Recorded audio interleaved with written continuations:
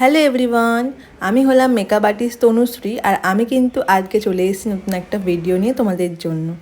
আজকে হলো আমার 4th ব্যাচের একটা কলকা প্র্যাকটিসের ক্লাস। ওরা একে অন্যের ওপরে কিন্তু কলকাটা প্র্যাকটিস করছে।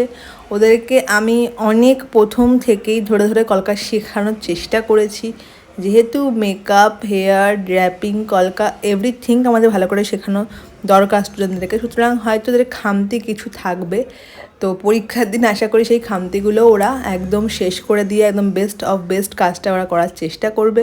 তো তার জন্য তোমাদের ওয়েট করতে হবে। আমার কিন্তু 4th ব্যাচের এক্সামটা খুবই কাছাকাছি, তোমাদের সঙ্গে শেয়ার করব ওদের সব কটা লুক, এক্সামরা কে কেমন কী সাজালো মডেলদেরকে।